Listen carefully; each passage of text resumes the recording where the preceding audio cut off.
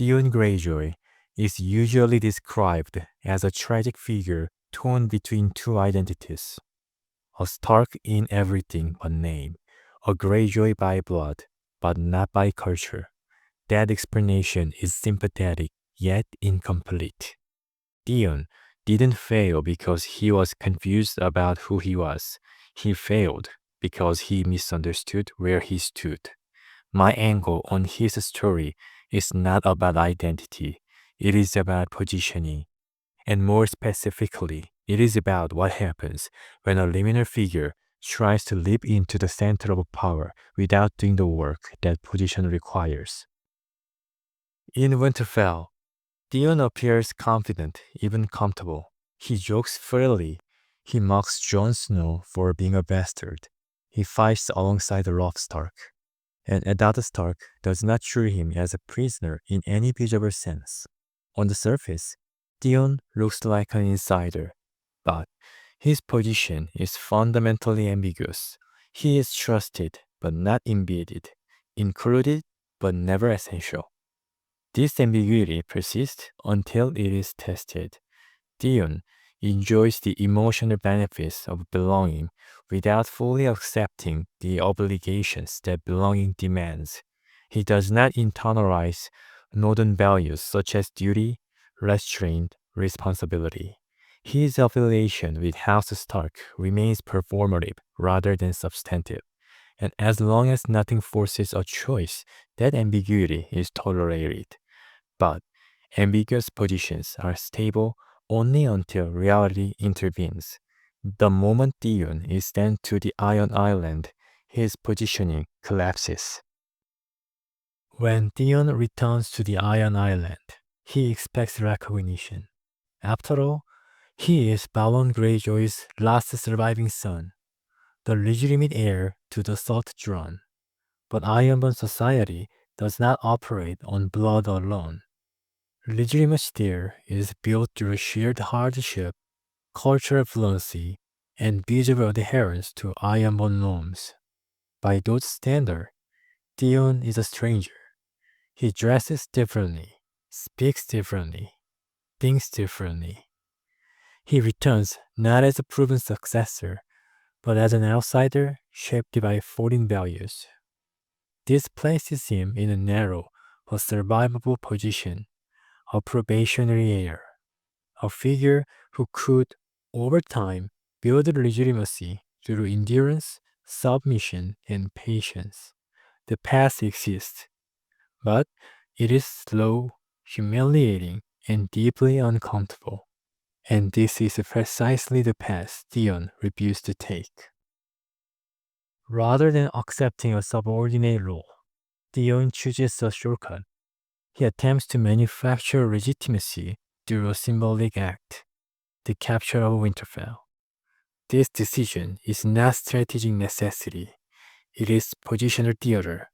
By seizing the castle that defined his former life, Theon tries to announce himself as a central figure in Ironborn politics, without first securing loyalty among the Ironborn themselves. Authority, however, cannot be declared, it must be recognized, and recognition cannot be coerced indefinitely. Lacking deep-rooted support, Theon rules Winterfell through fear rather than allegiance. The moment fear stops working, his authority evaporates. This is the predictable outcome of positional overreach. For marginal actors, skipping steps is rarely forgiven. The Iron Islands reject Theon not because he is weak, but because he claims a position that has not yet been made available to him. Theon's tragedy is not that he had no alternatives. It is that the alternatives were demanding and therefore neglected. He could have returned to Robb Stark and fully embraced the Northern identity, accepting the cost of abandoning his claim to the Salt throne. Or he could have endured the slow, humiliating process of becoming Ironborn in practice, not just in blood. Either path was viable. In fact, his liminal position, understanding both Northern and Ironborn norms, could have been strategic leverage. He might have become a layered diplomatic bridge between two worlds, Instead, he chose symbolic dominance over structural positioning and paid the price. Davos Seaworth offers a revealing contrast. Like Theon, Davos begins as a peripheral elite. No noble birth, no inherited legitimacy. But unlike Theon, Davos never misread his position. He does not perform authority he does not possess. He does not confuse proximity to power with entitlement. From the beginning, Davos positions himself deliberately as a subordinate advisor, useful, loyal, yet humble. His integrity is not mere idealism, it is strategic restraint, where Theon tries to compress legitimacy into a single act. Davos allows credibility to accumulate slowly through consistency. Davos survives not because he is more virtuous, but because he acknowledges the limits of his position. Theon Greyjoy's redemption arc is emotionally powerful. Actually, one of the most cathartic moments in the series comes when Theon finally understands positioning. In Season 7, he tries to rally Ironborn warriors to save his sister, Yara Greyjoy. But naturally, he is ignored. After being dismissed and ignored by the Ironborn, he is challenged to a fist fight. He is losing until his opponent goes for a groin blow. Of course it fails.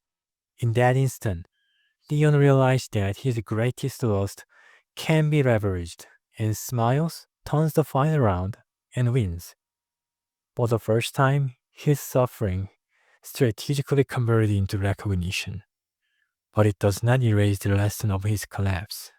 For marginal figures, the cost of failed positioning is often catastrophic. This reality is not fair. It is not just, but it is real. Theon did not fail because he lacked talent or courage. He failed because he mistook symbolic gesture and ambition for legitimacy.